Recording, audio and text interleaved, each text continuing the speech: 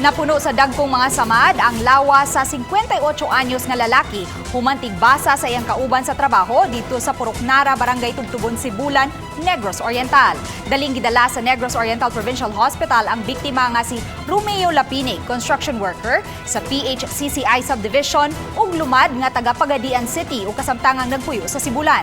Nadakpan hinuon ang suspitsado nga si Esperidion Rodriguez, 30 anyos nga taga Barangay Pandanon, Mabinay ug kauban sa trabaho sa biktima. Matod sa investigador sa kapulisan sa Sibulan nga si Police Executive Master Sergeant Rogelio Cunaco, nasuko si Rodriguez dihang giputol ni Lapinig ang mansanitas nga tinanom ni ini. Gamit ang sundang, gitadtad ni Rodriguez si Lapinig, hinungdan nga dagko, laom ug tag-as nga mga samad ang nahiaguman niini sa nagkadiyang bahin sa iyang lawas. Luwas ra hinuon ang biktima nga kasamtangang gi-confine sa Negros Oriental Provincial Hospital. Kasong frustrated murder ang atubangon ni Rodriguez nga kasamtangang gitanggong sa prisuhan sa kapulisan sa Sibulan. Walay pamahayag ang suspitsado kalabot sa iyang gihimo.